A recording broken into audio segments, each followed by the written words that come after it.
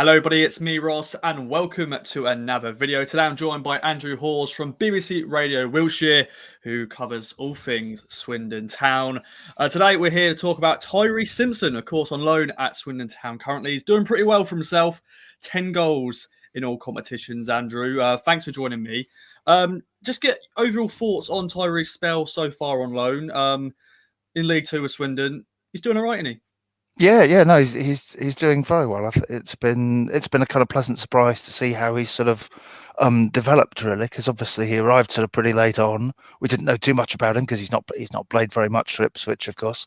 And the first sort of game at Scunthorpe was a little bit uninspiring, but since then you can kind of see the development in him. As you said, he's got the 10 goals, so he started to get into goal scoring regularly. He's an automatic starter pretty much for every game. He's only not started one league game, and that's basically when the squad was sort of coming around from COVID. That was just after Christmas. So he's getting the first team minutes.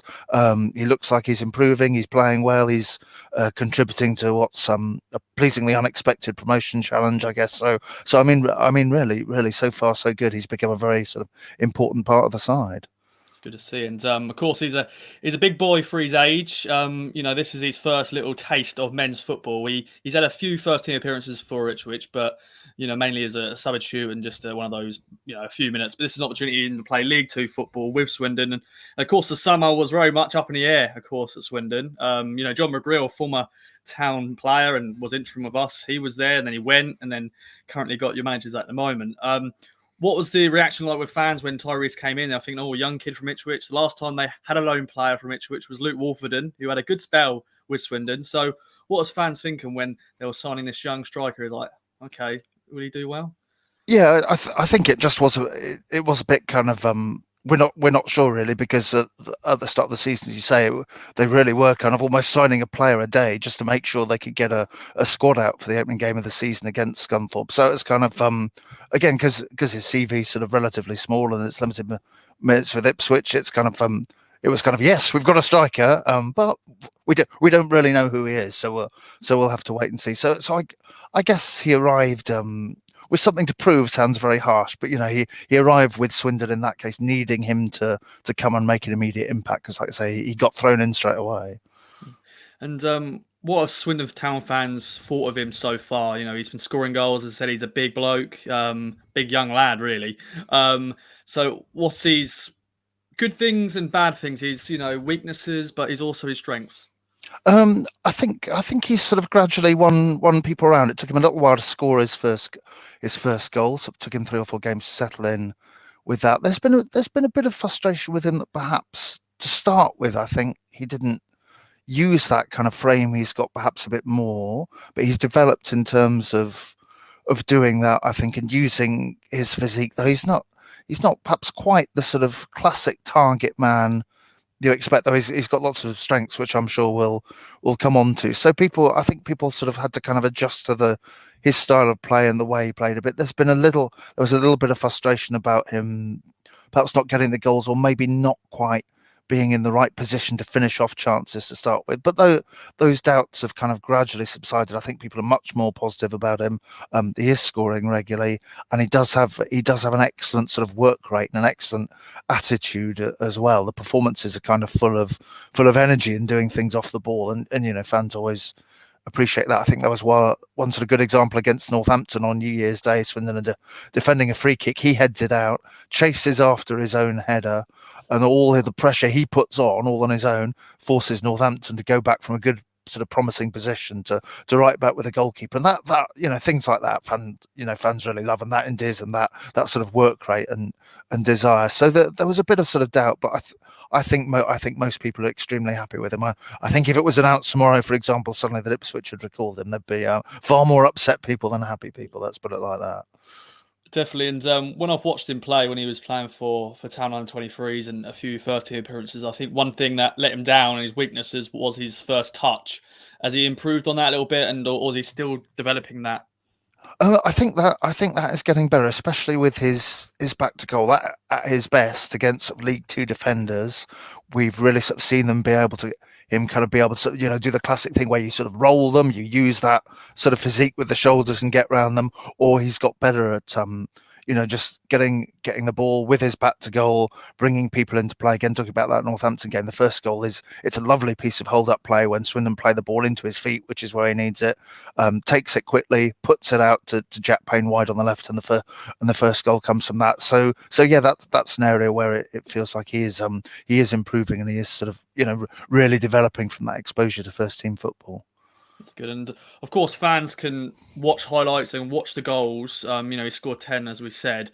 A few in the FA Cup, of course, that great run that Swindon went on. Of course, played Man City live on TV on Friday night.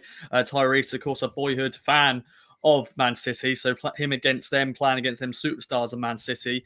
But let's talk about some of the goals, because he has scored a few braces. He scored some good, finishes. Of course, a few tap-ins here and there. But overall play, is he getting the right positions to score these goals? I think this is the one thing where perhaps he can develop. He's scored some really sort of good individual goals, I have to say, where he's kind of sort of brought the ball down, shown good strength to deal with defenders and finish like that.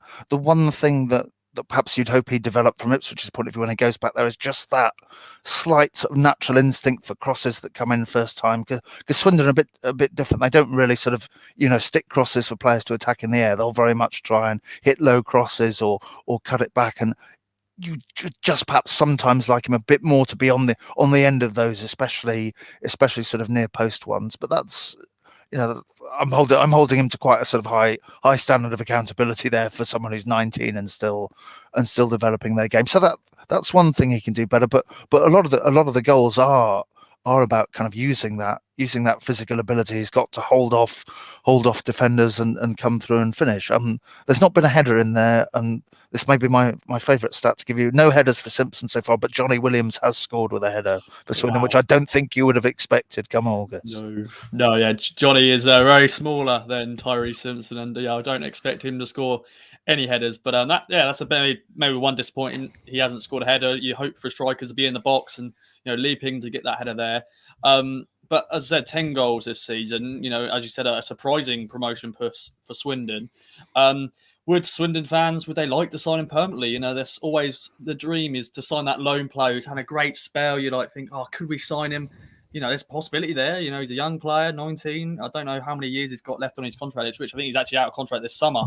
So it should be an interesting couple of months if Swindon fans may want to see him sign permanently.